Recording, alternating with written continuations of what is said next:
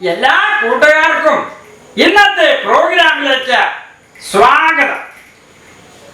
ഇന്ന് വളരെ രസകരങ്ങളായ പ്രോഗ്രാമുകളാണ് നിങ്ങൾക്കായി കാത്തിരിക്കുന്നത്. നിങ്ങൾ റെഡിയാണോ? എന്നാൽ സമയം കളയാതെ നമുക്ക് പ്രോഗ്രാമിന് പോയാലോ? ശ്രദ്ധയോടിരിക്കണേ. ഓക്കേ. ഹായ് കൂട്ടുകാരെ, ഇന്ന് നമുക്ക് പഠിക്കാൻ മനോഹരമായ ഒരു പാട്ടുണ്ട്. വളരെ വർഷങ്ങൾക്ക് മുമ്പ് എഴുതപ്പെട്ട ഒരു പാട്ടാണ്. എനിക്ക് വളരെ ഇഷ്ടപ്പെട്ട ഒരു പാട്ട്. ഒരുപാട് കൊച്ചു കൂട്ടുകാരെ ഞാൻ പഠിപ്പിച്ചിട്ടുള്ള ഒരു പാട്ട്. നമുക്ക് ആ പാട്ടൊന്ന് പഠിക്കാൻ ശ്രമിച്ചാലോ? യെസ്.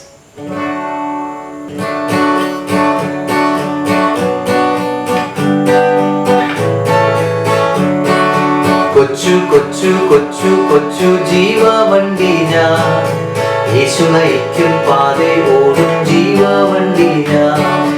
കൊച്ചു കൊച്ചു കൊച്ചു കൊച്ചു ജീവവണ്ടി ഞാൻ, യേശു നയിക്കും പാതേ ഓടും ജീവവണ്ടി ഞാൻ. സ്വർഗപാതയിൽ യാത്ര ചെയ്തിടും, സത്യം നീതി ധർമ്മമാർഗം പിന്തുടർന്നിടും. സ്വർഗപാതയിൽ യാത്ര ചെയ്തിടും, സത്യം നീതി ധർമ്മമാർഗം പിന്തുടർന്നിടും. കൊച്ചു കൊച്ചു കൊച്ചു കൊച്ചു ജീവവണ്ടി ഞാൻ, യേശു നയിക്കും പാതേ ഓടും ജീവവണ്ടി ഞാൻ. കൊച്ചു കൊച്ചു കൊച്ചു കൊച്ചു ജീവവണ്ടി ഞാൻ, യേശു നയിക്കും പാതേ ഓടും ജീവവണ്ടി ഞാൻ. ഓക്കെ കൂട്ടുകാരെ, അപ്പോൾ ഞാൻ ഈ പാട്ടൊന്ന് പറഞ്ഞുതരാം വളരെ സിമ്പിളായിട്ട്. ഓക്കെ. കൊച്ചു കൊച്ചു കൊച്ചു കൊച്ചു ജീവവണ്ടി ഞാൻ, കൊച്ചു കൊച്ചു കൊച്ചു കൊച്ചു ജീവവണ്ടി ഞാൻ, യേശു നയിക്കും പാതേ ഓടും ജീവവണ്ടി ഞാൻ.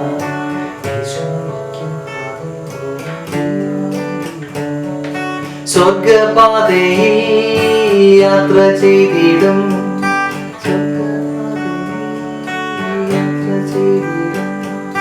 സത്യം നീതി ധർമ്മമാർഗം പിന്തുടർന്നിടും.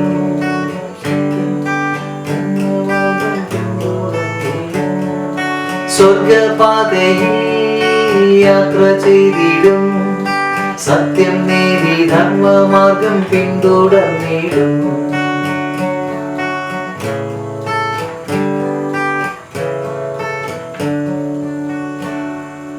കൊച്ചു കൊച്ചു കൊച്ചു കൊച്ചു ജീവവണ്ടി ഞാൻ,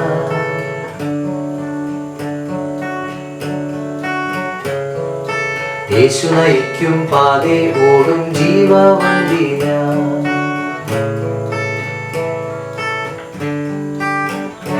അപ്പൊ നമുക്കൊന്ന് ചേർന്ന് പാടിയൊരു ഈ പാട്ട്, കൊച്ചു കൊച്ചു കൊച്ചു ജീവവണ്ടി. അപ്പൊ നമ്മളൊരു കൊച്ചു ജീവവണ്ടിയാണ് ഞാൻ, യേശു നയിക്കുന്ന പാതയിൽ ഓടുന്ന ജീവവണ്ടിയാണ്. അതാ പാട്ടിൽ പറയുന്നത്. ഞാൻ സത്യവും നീതിയും ധർമ്മമാർഗവും പിന്തുടരും, കാരണം ഞാൻ യേശു നയിക്കുന്ന ജീവവണ്ടിയാണ്.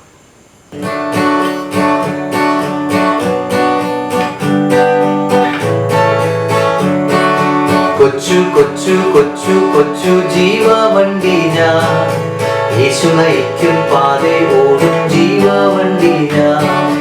കൊച്ചു കൊച്ചു കൊച്ചു കൊച്ചു ജീവവണ്ടി ഞാൻ, യേശു നയിക്കും പാതേ ഓടും ജീവവണ്ടി ഞാൻ. സ്വർഗപാതയിൽ യാത്ര ചെയ്തിടും, സത്യം നീതി ധർമ്മമാർഗം പിന്തുടർന്നിടും. സ്വർഗപാതയിൽ യാത്ര ചെയ്തിടും, സത്യം നീതി ധർമ്മമാർഗം പിന്തുടർന്നിടും.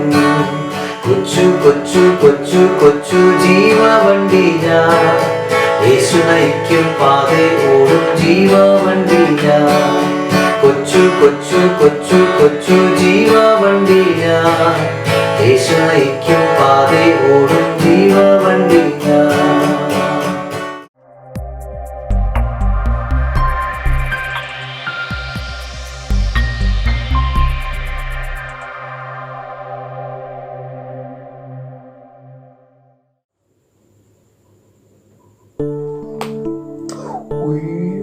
പത്രം വായിച്ചൊരു സമയം പോയറിഞ്ഞില്ല. ഹലോ കൂട്ടുകാരെ, നിങ്ങളൊക്കെ വാക്യം പഠിക്കാൻ റെഡി ആയിട്ടിരിക്കുകയായിരുന്നല്ലേ? ഇന്നത്തെ വാക്യം സങ്കീർത്തനങ്ങളിൽ നിന്നാണ്. ഒരു മോൻ പറഞ്ഞു ഇന്നലെ കെസിയേച്ചി നമ്മളെ സങ്കീർത്തനത്തിലാണ് വാക്യം പഠിപ്പിച്ചത്. അച്ഛൻ എല്ലാ കുട്ടികളുടെ വാക്യം നിങ്ങൾ പോസ്റ്റ് ചെയ്യുന്നത് ഗ്രൂപ്പിൽ എല്ലാം കാണുന്നുണ്ട്. അപ്പോൾ ഒരുപാട് സന്തോഷം. അപ്പോൾ നമുക്ക് ഇന്നത്തെ വാക്യം പഠിക്കാം. ആദ്യം അച്ഛൻ പറയാം. സങ്കീർത്തനങ്ങൾ 18:1 എൻ്റെ ബലമായ യഹോവേ, ഞാൻ നിന്നെ സ്നേഹിക്കുന്നു.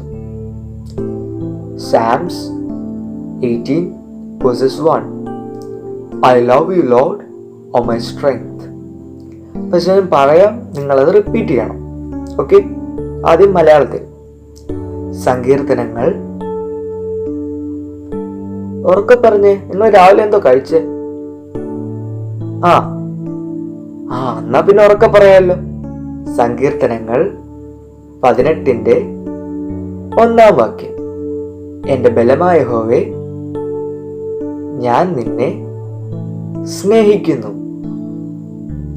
അതിൻ്റെ English Psalms 18:1 I love you, O Lord, my strength.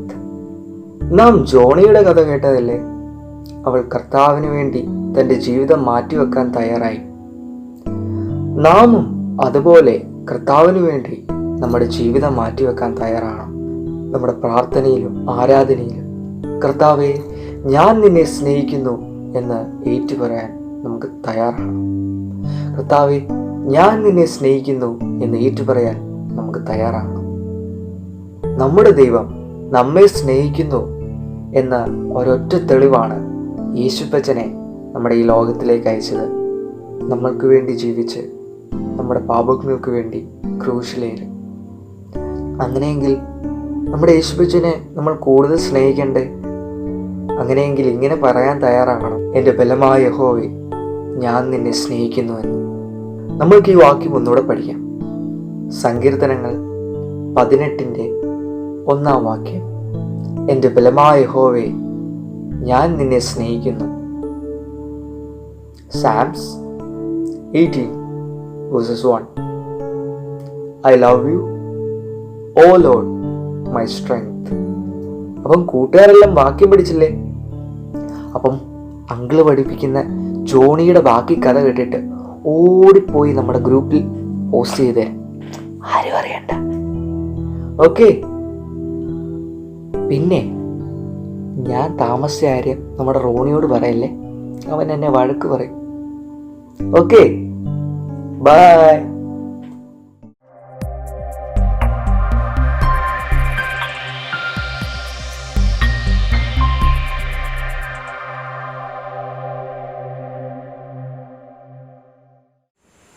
Hi കൂട്ടുകാരെ, നിങ്ങളെല്ലാവരും വളരെ ആകാംക്ഷയോടെ കാത്തിരിക്കുകയാണ്. നമ്മുടെ ജോലിക്ക് എന്താണ് പറ്റിയത് എന്നാണ് നിങ്ങളുടെ ചിന്ത. നമുക്കിന്നറിയാം എന്താണ് ജോലിക്ക് സംഭവിച്ചത്. ജോലി ട്രീറ്റ്മെന്റിലാണ്. എന്നാൽ ഇനി ഒരിക്കലും നടക്കാൻ കഴിയില്ല എന്നുള്ള വാർത്ത ജോനിയെ വല്ലാതെ തളർത്തിക്കളഞ്ഞു. പക്ഷേ ജോനി തളർന്നു പോയില്ല. ധൈര്യത്തോടെ മുമ്പോട്ട് വരാൻ തുടങ്ങി. അവളോട് തന്നെ പറയാൻ തുടങ്ങി, ഞാൻ എഴുന്നേൽക്കും, ഞാൻ നടക്കും.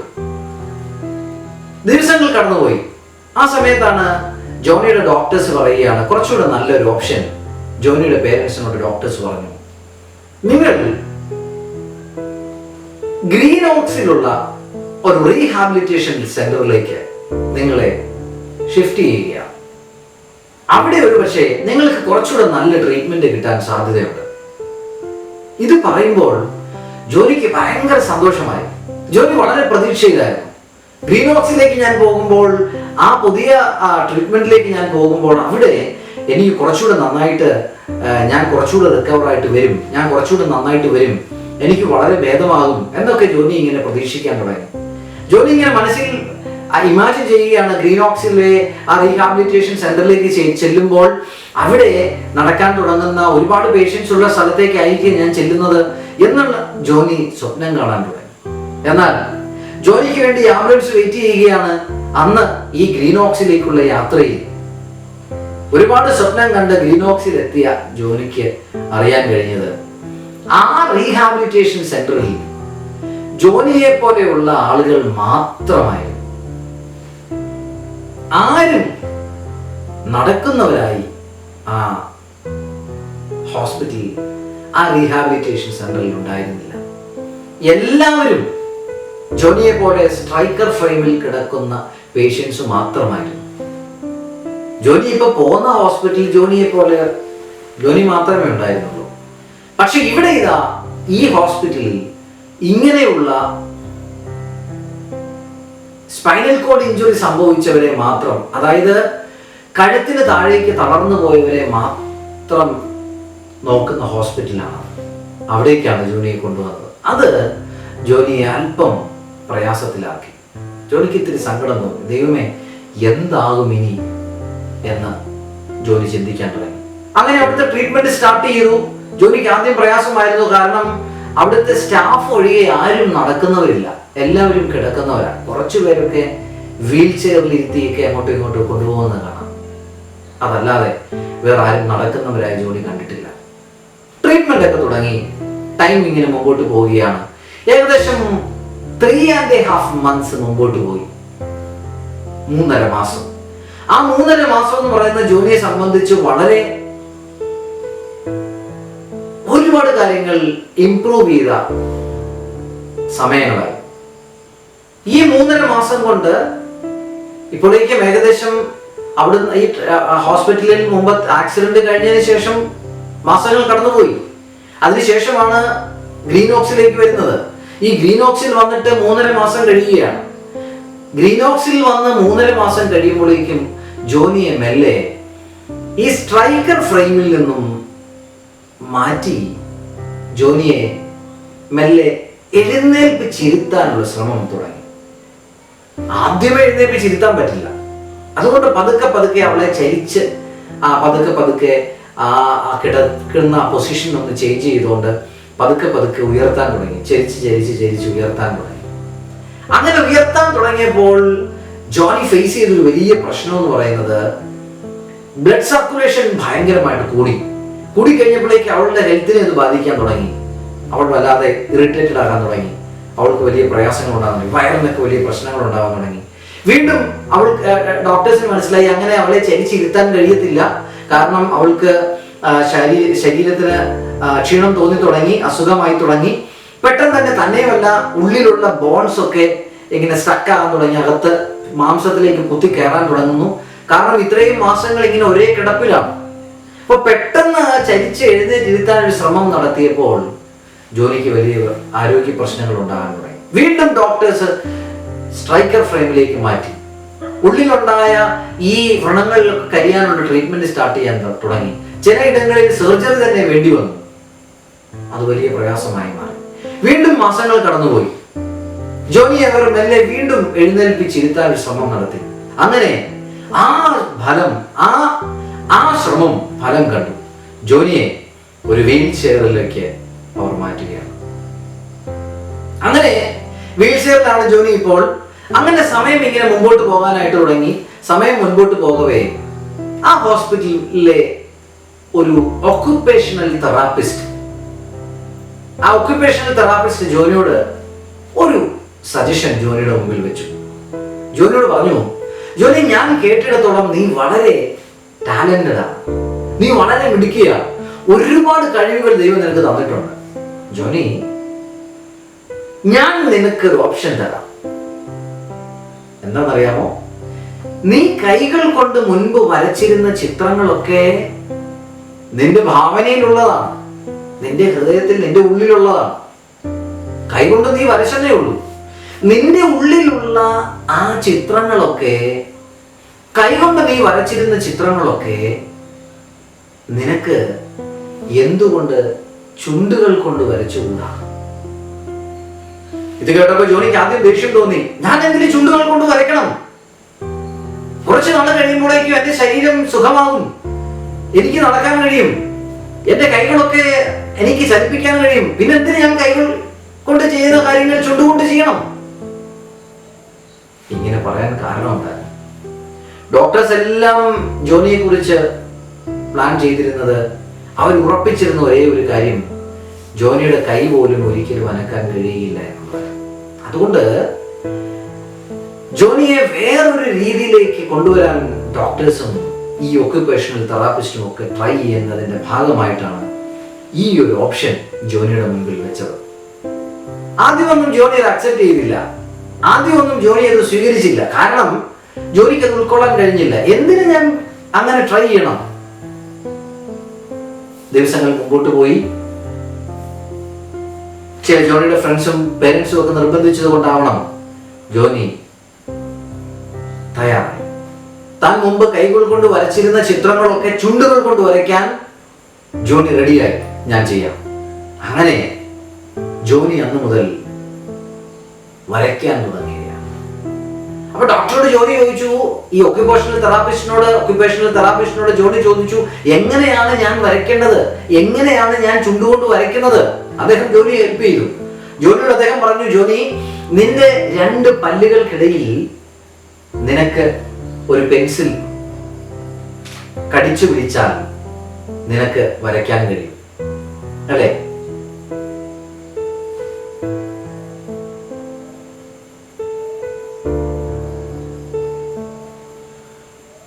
നിനക്ക് വരയ്ക്കാൻ കഴിയും. അപ്പൊ ജോണിക്ക് ആദ്യമൊക്കെ പ്രയാസമായിരുന്നു. പക്ഷെ ജോണി ട്രൈ ചെയ്യാൻ ആരംഭിച്ചു. ജോണി പെൻസിൽ എടുത്ത് കടിച്ചു പിടിച്ചിട്ട് മുൻപിൽ വെച്ചിരിക്കുന്ന ക്യാൻവാസ് ബോർഡിൽ ജോണി ആദ്യം തന്റെ പേരൊന്ന് എഴുതി നോക്കി.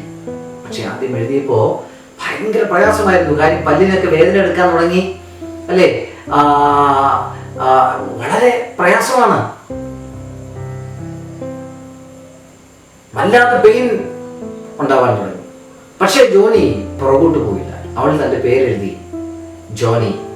പപ്പയുടെ പേരെഴുതി, മമ്മിയുടെ പേരെഴുതി, ചേച്ചിമാരുടെ പേരെഴുതി, ഫ്രണ്ട്സിന്റെ പേരെഴുതി. പിന്നീട് അവൾ പിന്നെ ചിത്രങ്ങളിലേക്കൊക്കെ പോകാൻ തുടങ്ങി.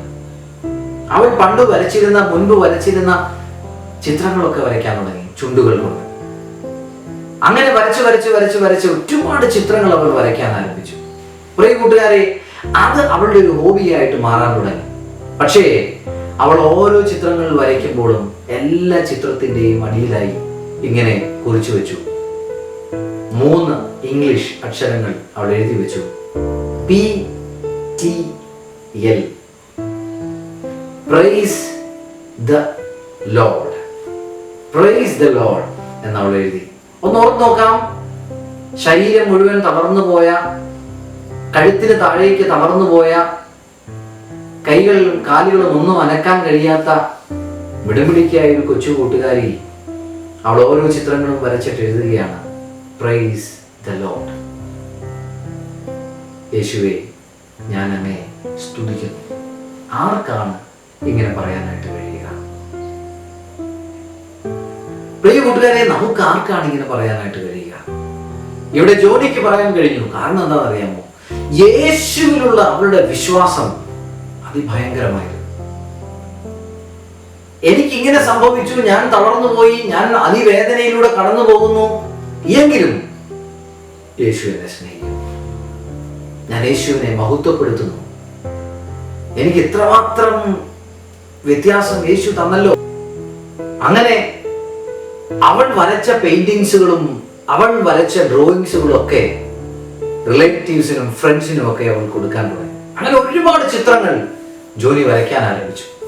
പ്രിയ കൂട്ടുകാരെ, നോക്കുക, അവൾ ശരീരം തളർന്നു പോയിട്ടും, കൈകൾ ഉപയോഗിക്കാൻ പറ്റാതായിട്ടും, കാലുകൾ ഉപയോഗിക്കാൻ പറ്റാതായിട്ടും അവൾക്കുള്ള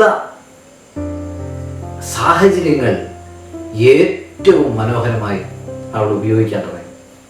ദിവസങ്ങൾ മുമ്പോട്ട് കടന്നുപോയപ്പോഴേക്കും അവൾ അങ്ങനെ കണ്ടിന്യൂസ് ആയിട്ട് ഇരിക്കാനൊക്കെ തുടങ്ങിയപ്പോഴേക്കും, പ്രിയ കൂട്ടുകാരെ, വീണ്ടും അവൾക്ക് ശരീരത്തിന് അസ്വസ്ഥത ഉണ്ടാകാൻ തുടങ്ങി.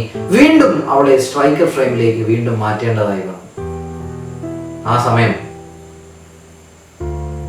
അവൾ വെറുതെ സമയം കളയാൻ ഒരുക്കമല്ലായിരുന്നു. അതുകൊണ്ട് ജോലി ചെയ്ത കാര്യം എന്താണെന്നറിയാമോ?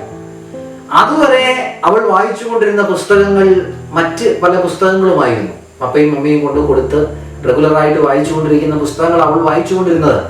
പക്ഷെ അന്ന് മുതൽ അവൾ പറഞ്ഞു, എനിക്ക് ബൈബിൾ വേണം. അന്ന് തൊട്ട് ബൈബിൾ വായിക്കാൻ തുടങ്ങി. എല്ലാ ദിവസവും ജോണിയെ താഴേക്കാക്കിൽ കിടത്തുന്ന സമയത്ത് ജോണി താഴെ ബൈബിൾ തുറന്നു വെച്ചിട്ട് വായിക്കാൻ തുടങ്ങി. ആ ബൈബിൾ വായനയിലൂടെ ദൈവത്തെങ്കിലേക്ക് കൂടുതൽ കൂടുതൽ കൂടുതൽ ജോണി അടുക്കാൻ തുടങ്ങി. യേശു അപ്പച്ചന്റെ സ്നേഹം ഹൃദയത്തിലേക്ക് നിറയാൻ തുടങ്ങി. യേശു അപ്പച്ചൻ കടന്നുപോയ ജീവിത അനുഭവങ്ങളെ എത്ര നന്നായിയാണ് യേശു അപ്പച്ചൻ അത് ജീവിതത്തിലേക്ക് ഏറ്റെടുത്തതെന്ന് ജോണി തിരിച്ചറിയാൻ തുടങ്ങി. ദൈവത്തിന്റെ പദ്ധതി എത്ര മനോഹരമായിട്ടാണ് യേശു അത് ഏറ്റെടുത്തതെന്ന് ജോണിക്ക് മനസ്സിലാക്കാനായിട്ട് കഴിഞ്ഞു. ജോണിയും ദൈവത്തോട് പ്രാർത്ഥിക്കാൻ തുടങ്ങി. സങ്കീർത്തനങ്ങൾ 18-ാം അധ്യായം 1-ാമത്തെ വാക്യം, എന്റെ ബലമായ യഹോവേ ഞാൻ നിന്നെ സ്നേഹിക്കുന്നു. ജോണി പറയാൻ തുടങ്ങി, എന്റെ ബലമായ യഹോവേ ഞാൻ നിന്നെ സ്നേഹിക്കുന്നു. എനിക്ക് എന്റെ തീരുമാനത്തിൽ ഒരു മാറ്റവുമില്ല. ഞാൻ ഇങ്ങനെ ആയി പോയെങ്കിലും, എന്റെ ശരീരം ഇങ്ങനെ ആയി പോയെങ്കിലും, എന്റെ കൈകൾ ഇങ്ങനെ ആയി പോയെങ്കിലും, എനിക്ക് ശരീരത്തിന് ബലമില്ലെങ്കിലും, എന്റെ കാലുകൾക്ക് ബലമില്ലെങ്കിലും, എന്റെ കൈകൾക്ക് ബലമില്ലെങ്കിലും, എന്റെ ബലം എന്റെ ദൈവമാണ്. അതുകൊണ്ട് എന്റെ ബലമായ യഹോവേ ഞാൻ നിന്നെ സ്നേഹിക്കുന്നു. നോക്കൂ, എത്ര ഭയങ്കരമായ വിശ്വാസമാണ് ജോണിയുടെ. പ്രിയ കൂട്ടുകാരെ, എന്റെയും നിങ്ങളുടെയും ജീവിതത്തിൽ നിന്ന് ദൈവം ആഗ്രഹിക്കുന്ന ഇതാണ്. ചില നിരാശകളും ചില നഷ്ടങ്ങളും ചില വേദനകളൊക്കെ വരുമ്പോൾ നമ്മൾ പുറകോട്ട് പോകും. ദൈവമേ, എന്നാലും എനിക്ക് ഇങ്ങനെ പറ്റിയല്ലോ, സംഭവിച്ചല്ലോ, ഞാൻ എന്ത് തെറ്റ് ചെയ്തു? ദൈവത്തെ പഴിചാരാതെ ഇത്രമാത്രം ജീവിതത്തിൽ പരാജയം സംഭവിച്ചിട്ടും നഷ്ടം സംഭവിച്ചിട്ടും നോക്കുക, ജോണിയെ പോലെ ധൈര്യത്തോടെ നിൽക്കാൻ കഴിയുന്നുവോ? നമ്മൾ ചിന്തിക്കേണ്ടിയിരിക്കുന്നു. ഇവിടെ ജോണി പറയുകയാണ്, എന്റെ ബലമായ യഹോവേ ഞാൻ നിന്നെ സ്നേഹിക്കുന്നു. ദിവസങ്ങൾ മുമ്പോട്ട് പോയി. ജോണിയുടെ ട്രീറ്റ്മെന്റ് വളരെ നന്നായിട്ട് മുമ്പോട്ട് പോയിക്കൊണ്ടിരുന്നു. വീണ്ടും ജോണി വീൽ ചെയറിലേക്ക് മാറി. ഒരുപാട് ചിത്രങ്ങൾ വരച്ചു. അങ്ങനെ ഇരിക്കെ അവിടുത്തെ ഡോക്ടേഴ്സ് വന്നിട്ട് ജോണിയുടെ പേരൻസിനോട് പറഞ്ഞു, നിങ്ങൾക്ക് ജോണിയെ കാലിഫോർണിയയിലേക്ക് കൊണ്ടുപോകാം. അവിടെ ലോസ് ആഞ്ചലസിൽ ഒരു ഹോസ്പിറ്റലുണ്ട്, റാൻചോ ലോസ് എമിഗോസ് ഹോസ്പിറ്റൽ. അപ്പൊ ലോസ് ആഞ്ചലസിലുള്ള റാൻചോ ലോസ് എമിഗോസ് ഹോസ്പിറ്റലിലേക്ക് ജോണിയെ മാറ്റാം. അവിടെ കുറച്ചുകൂടെ നല്ല ട്രീറ്റ്മെന്റ് കിട്ടും. അന്ന് അത് ഒരു ക്രിസ്മസ് ടൈമായിരുന്നു. തീർച്ചയായിട്ടും ഈ ഒരു ഡിസിഷൻ ജോണിക്ക് ലഭിച്ചത് അതൊരു ക്രിസ്മസ് ഗിഫ്റ്റ് പോലെയായിരുന്നു. റാൻചോസ് ഹോസ്പിറ്റലിലേക്കുള്ള യാത്ര ജോണിയെ സംബന്ധിച്ച് വളരെ സന്തോഷം തരുന്നതായിരുന്നു. അവിടെ എത്തിയപ്പോൾ ജോണിക്ക് കുറച്ചുകൂടെ ബെറ്റർ ട്രീറ്റ്മെന്റ് ആണ് കിട്ടിയത്. ജോണിയെ വീൽ ചെയറിൽ ഉള്ള ട്രെയിനിങ്ങുകൾ ആരംഭിച്ചു. കുറച്ചുകൂടെ നന്നായി മുൻപുണ്ടായിരുന്ന റീഹാബിലിറ്റേഷൻ സെന്ററിൽ നിന്നും കുറച്ചുകൂടെ ബെറ്റർ ട്രീറ്റ്മെന്റും കാര്യങ്ങളൊക്കെ ലഭിക്കാൻ തുടങ്ങി. ഒരുപാട് സുഹൃത്തുക്കളെയും ജോണിക്ക് അവിടെ ലഭിച്ചു. അവിടെ റിക് എന്ന പേരുള്ള ഒരു കൂട്ടുകാരനെ ജോണിക്ക് കിട്ടി. ഇതുപോലെ മുമ്പ് എപ്പോഴോ ഉണ്ടായ ഒരു അപകടം മൂലം കഴുത്തിന് താഴേക്ക് തളർന്നു പോകപ്പെട്ട ഒരു ചെറുപ്പക്കാരൻ. അവനും ഈ എമിഗോസ് ഹോസ്പിറ്റലിൽ വന്നു ഈ ട്രീറ്റ്മെന്റിന് വേണ്ടി. അങ്ങനെ അവർ കൂട്ടുകാരായി അവരുടെ സൗഹൃദം മുമ്പോട്ട് പോകാൻ തുടങ്ങി. അങ്ങനെ ഇരിക്കെ ഈ എമിഗോസ് ഹോസ്പിറ്റലിലെ ഡോക്ടർ ജോണിയെ വിളിച്ചിട്ട് പറഞ്ഞു, ജോണി, 3 മാസങ്ങൾ കൂടെ മാത്രം നിനക്ക് ഇവിടെ നിന്നാൽ മതി. 3 മാസങ്ങൾ കഴിഞ്ഞാൽ നിനക്ക് തിരിച്ച് നിന്റെ വീട്ടിലേക്ക് പോകാം. പക്ഷേ കണ്ടീഷൻ ഉണ്ട്. എന്താണെന്നറിയാമോ? നീ നന്നായിട്ട് ട്രൈ ചെയ്യണം. നീ നന്നായിട്ട് ശ്രമിച്ചാൽ നിനക്ക് ഈ 3 മാസം കഴിയുമ്പോൾ മടങ്ങിപ്പോകാം. നീ നന്നായിട്ട് ഞങ്ങളുമായി സഹകരിക്കണം, ട്രീറ്റ്മെന്റിനോട് സഹകരിക്കണം, ഞങ്ങൾ പറയുന്ന കാര്യങ്ങൾ കൃത്യമായി ചെയ്യണം. അങ്ങനെയാണെങ്കിൽ നിനക്ക് മടങ്ങിപ്പോകാം ആഫ്റ്റർ 3 months. ജോണി പറഞ്ഞു, ശരി ഡോക്ടർ, ഞാൻ ട്രൈ ചെയ്യാം. അങ്ങനെ ദിവസങ്ങൾ കടന്നുപോയി. ജോണിയുടെ ബൈബിൾ വായനയും പ്രാർത്ഥനയും ഒക്കെ പതുക്കെ പതുക്കെ ജോണി കൂട്ടാൻ തുടങ്ങി. എന്റെ ബലമായ യഹോവേ ഞാൻ നിന്നെ സ്നേഹിക്കുന്നു. ശക്തമായി ജോണി വിശ്വസിച്ച് പ്രാർത്ഥിക്കാൻ തുടങ്ങി. ദൈവത്തോട് ജോണി പറയാൻ തുടങ്ങി, വീണ്ടും വീണ്ടും പറയാൻ തുടങ്ങി, ദൈവമേ, എന്റെ ശരീരത്തിന് ബലമില്ലെങ്കിലും, എന്റെ കൈകൾക്ക് ബലമില്ലെങ്കിലും, എന്റെ കാലുകൾക്ക് ബലമില്ലെങ്കിലും, എന്റെ ബലമായ യഹോവേ ഞാൻ അങ്ങയെ സ്നേഹിക്കുന്നു. ദിവസങ്ങൾ മുമ്പോട്ട് കടന്നുപോയി. ജോണിക്ക് ഒരു വീൽ ചെയർ ഈ ഹോസ്പിറ്റലിൽ നിന്ന് നൽകി. ഒരു ഇലക്ട്രിക് വീൽ ചെയർ. അവിടുത്തെ ട്രീറ്റ്മെന്റിന്റെ ഭാഗമായിട്ട് ജോനിക്ക് ഫീൽ ചെയ്തു തുടങ്ങി. തന്റെ കൈവിരലുകളൊക്കെ മെല്ലെ അനങ്ങുന്നതായി ജോനിക്ക് ഫീൽ ചെയ്തു തുടങ്ങി. അതുകൊണ്ട് തന്നെ ആവാം ഈ പുതിയ വീൽ ചെയർ ജോനിക്ക് ലഭിക്കുന്നത്, ഒരു ഇലക്ട്രിക് വീൽ ചെയർ. കൈകൾ കൊണ്ട് സ്വിച്ചുകൾ കൊണ്ട് കൺട്രോൾ ചെയ്യാൻ കഴിയുന്ന ഒരു ഇലക്ട്രിക് വീൽ ചെയർ. ഈ വീൽ ചെയർ കിട്ടിയപ്പോൾ ജോനിക്ക് ഭയങ്കര സന്തോഷമായി. മെല്ലെ മെല്ലെ ജോനി അത് വെച്ച് പ്രാക്ടീസ് ആരംഭിച്ചു. ജോനിക്ക് വേണ്ട ട്രെയിനിങ്സ് ഒക്കെ ഹോസ്പിറ്റലിൽ നൽകി. അങ്ങനെ ജോനി പ്രാക്ടീസ് ആരംഭിച്ചു. കൊച്ചു കൊച്ചു കോറിഡോറിലൂടെയും റൂമിലൂടെയും ഒക്കെ ജോനി പ്രാക്ടീസ് ചെയ്യാൻ തുടങ്ങി. മെല്ലെ മെല്ലെ ജോനി ആ വീൽ ചെയർ കൺട്രോൾ ചെയ്യാൻ പഠിച്ചു. അങ്ങനെ ഹോസ്പിറ്റലിൽ ഏറ്റവും നന്നായി വീൽ ചെയർ ഉപയോഗിക്കുന്ന ആളുകളിൽ ഒരാളായി ജോനി മാറി. റിക്കും ജോനിയെ പോലെ നന്നായി വീൽ ചെയർ ഉപയോഗിക്കാൻ തുടങ്ങി. അങ്ങനെ ഹോസ്പിറ്റലിനകത്തും അതുപോലെ തന്നെ മെല്ലെ പുറത്ത് വീൽ ചെയർ ഓടിക്കുന്ന ആ സ്പേസിലൂടെ എല്ലാം ജോനി വീൽ ചെയർ വളരെ നന്നായി കൺട്രോൾ ചെയ്യാൻ തുടങ്ങി, ഉപയോഗിക്കാൻ തുടങ്ങി. പക്ഷെ ഓർക്കുക, അപ്പോഴും ജോനിയുടെ കൈവിരലുകൾ വളരെ കുറച്ച് മാത്രമേ ജോനിക്ക് ഉപയോഗിക്കാൻ കഴിയുമായിരുന്നു. കൈവിരലുകളുടെ ആ മൂവ്മെന്റ് മാത്രം യൂസ് ചെയ്താണ് ജോനി ആ കാര്യം ചെയ്തുകൊണ്ടിരുന്നത്. അങ്ങനെ ഇരിക്കെ ജോനിയും റിക്കും ഒരുമിച്ച് ഒരു മത്സരത്തിന് തയ്യാറായി. ആ ഹോസ്പിറ്റലിലെ ഏറ്റവും നീളം കൂടിയ വലിയൊരു ഹാളിൽ അവർ രണ്ടുപേരും ഒരുമിച്ചു. റിക്ക് പറഞ്ഞു, ജോനി, നിനക്ക് എന്നോട് മത്സരിക്കാൻ കഴിയുമോ? ജോനി പറഞ്ഞു, നിന്നോട് മത്സരിക്കാൻ വെറും നിസ്സാരമല്ലേ, എന്താണ് മത്സരം, പറയൂ, ഐ ആം റെഡി. റിക്ക് പറഞ്ഞു, മത്സരം ഇതാണ്, നമ്മൾ വീൽ ചെയർ റേസ് ആണ് ചെയ്യാൻ പോകുന്നത്. ആ എൻഡിൽ കാണുന്ന ഡോറിന് അവിടെ വരെ നമ്മൾ എത്തണം. ആര് ആദ്യം അവിടെ എത്തുമോ അവരായിരിക്കും വിൻ ചെയ്യുന്നത്. Are you ready? ജോണി പറഞ്ഞു, യെസ്, ഐ ആം റെഡി. നിനക്ക് എന്നെ തോൽപ്പിക്കാൻ കഴിയില്ല. ജോണി പറഞ്ഞു, നിനക്കും. അങ്ങനെ മത്സരം സ്റ്റാർട്ട് ചെയ്തു. നമുക്കറിയാം, ജോണി വളരെ സ്പോർട്സിൽ വളരെ സ്പിരിറ്റ് ഉള്ള ആളാണ്. ജോണിയെ തോൽപ്പിക്കുക വളരെ പ്രയാസമാണ്. ശരീരം മാത്രമേ തളർന്നിട്ടുള്ളൂ, മനസ്സ് തളർന്നിട്ടില്ല. മത്സരം ആരംഭിച്ചു. രണ്ടുപേരും ഇഞ്ചോടിഞ്ച് പോരാട്ടം. ഇതാ ജോണി മുൻപിൽ വരുന്നു, വീണ്ടും റിക്ക് തൊട്ട് പിന്നാലെ, വീണ്ടും റിക്ക് മുമ്പിൽ കയറുന്നു, വീണ്ടും ഇതാ ജോണി മുമ്പിൽ കയറുന്നു. ഇഞ്ചോടിഞ്ച് പോരാട്ടം. അങ്ങനെ അവസാന നിമിഷങ്ങളിൽ ഇതാ ജോണി ഏറ്റവും ഫ്രണ്ടിൽ ഫിനിഷ് ചെയ്യുകയാണ്. പക്ഷേ സംഭവിച്ച കാര്യം എന്തുവാണെന്നറിയാമോ? ആ ഹോളിന്റെ ഏറ്റവും എൻഡിൽ ഒരു വലിയ ഷെൽഫ് ഇരിപ്പുണ്ടായിരുന്നു. അതിനകത്ത് ഒരുപാട് മരുന്നുകളും മെഡിസിൻസും കാര്യങ്ങളും ഒക്കെ ഇരിപ്പുണ്ടായിരുന്നു. ജോണി വീൽ ചെയറുമായി കൺട്രോൾ പോയി, സ്പീഡ് നിയന്ത്രിക്കാൻ കഴിയാതെ കൺട്രോൾ പോയി ഇടിച്ച് കയറിയത് ആ ഷെൽഫിന്റെ മുകളിലേക്കാണ്. അതെല്ലാം അവിടെ മറിഞ്ഞ് വീണ് അവിടെ ഉണ്ടായിരുന്ന നേഴ്സന്മാരെല്ലാം കരഞ്ഞുകൊണ്ട് ഓടിയെത്തി. ഭയങ്കര പ്രശ്നം. എന്താ സംഭവിച്ചെന്ന് ആർക്കും അറിയില്ല. വരുമ്പോൾ ഇത് മറിഞ്ഞു കിടക്കുന്നു, ജോലി നിലത്തിലൂടെ കിടക്കുന്നു, വീൽ ചെയർ മറിഞ്ഞു കിടക്കുന്നു. എല്ലാവരും എന്തായാലും ജോലിയെ പൊക്കിയെടുത്ത് മാറ്റി. ഭാഗ്യം കൊണ്ട് മറ്റ് അപകടങ്ങളൊന്നും ഉണ്ടായില്ല. വീണു എന്ന് മാത്രമേ ഉള്ളൂ.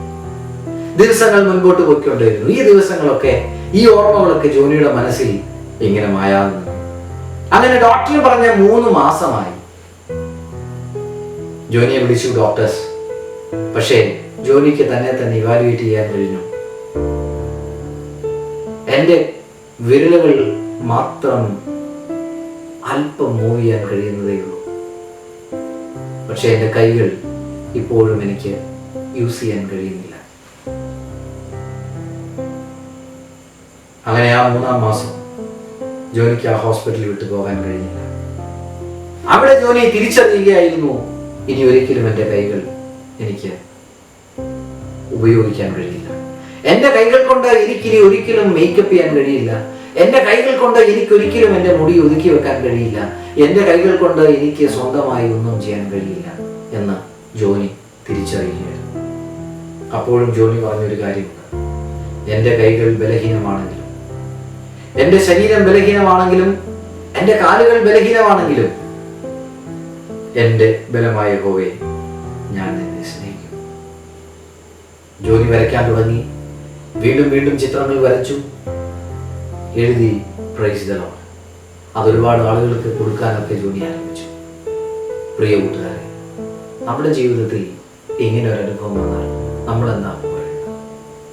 ഒരുപക്ഷെ ദൈവത്തെ പഴിച്ച് നിരാശരായി ജീവിതം മുഴുവൻ തകർന്ന് എത്രയോ പേർ അങ്ങനെയുണ്ട്. ഒരുപക്ഷെ എന്നെ കേൾക്കുന്ന നിങ്ങൾ ആരെങ്കിലും അങ്ങനെ ഉണ്ടെങ്കിൽ, പ്രിയ കുഞ്ഞുങ്ങളെ, സുഹൃത്തുക്കളെ, മാതാപിതാക്കളെ, നമ്മൾ തളർന്നു പോകരുത്. എൻ്റെ ബലമായ യഹോവ എൻ്റെ കൂടെയുണ്ട്, ഞാൻ അവനെ സ്നേഹിക്കുന്നു എന്ന് പറയാൻ കഴിയുമോ? അങ്ങനെ പറഞ്ഞാൽ ദൈവം നിങ്ങളുടെ പക്ഷത്ത് നിന്ന് നിങ്ങളെ സഹായിക്കും.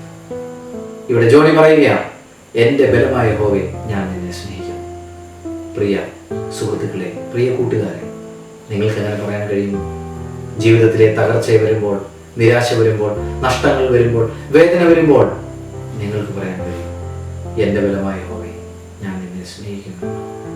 കണ്ണുകളെ അടയ്ക്കാം, നമുക്ക് ദൈവത്തോട് പ്രാർത്ഥിക്കാം. ദൈവമേ, എനിക്ക് അങ്ങനെ പറയാൻ കൃപ തരണം. ഞങ്ങളുടെ ദൈവമേ, സ്വർഗ്ഗീയ പിതാവേ, ഞങ്ങളെ കേൾക്കുന്ന എല്ലാ കുഞ്ഞുങ്ങളെയും ഓർത്ത് പ്രാർത്ഥിക്കുന്നു. ഞങ്ങളുടെ ജീവിതത്തിലെ നിരാശകൾ വരുമ്പോൾ, പ്രയാസങ്ങൾ വരുമ്പോൾ, കഷ്ടങ്ങൾ വരുമ്പോൾ, ദുഃഖങ്ങൾ വരുമ്പോൾ, എൻ്റെ ബലമായ യഹോവ എൻ്റെ കൂടെയുണ്ട്, ഞാൻ അവനെ സ്നേഹിക്കുന്നുവെന്ന് പറയാനുള്ള കഴിവും കൃപയും ഞങ്ങൾക്ക് തരണം. പ്രാർത്ഥന കേട്ടാനായി നന്ദി. യേശുവിൻ നാമത്തിൽ തന്നെ ആമേൻ. പ്രിയ കൂട്ടുകാരെ, നിങ്ങളിങ്ങനെ പ്രാർത്ഥിച്ചു എന്ന് നമ്മൾ വിചാരിക്കും. മറന്നു പോകരുത്. ജീവിതത്തിലെ നിരാശയും കഷ്ടപ്പാടും ദുഃഖവും ദുരിതവും ഒക്കെ വരുമ്പോൾ നമുക്ക് പറയാൻ കഴിയും, എൻ്റെ ബലമായ യഹോവയെ ഞാൻ നിന്നെ സ്നേഹിക്കുന്നു. ജോലിക്ക് എന്താ സംഭവിച്ചതെന്ന് നമ്മൾ നാളെ കേൾക്കും. അതുവരെ നമുക്ക് കാത്തിരിക്കാം.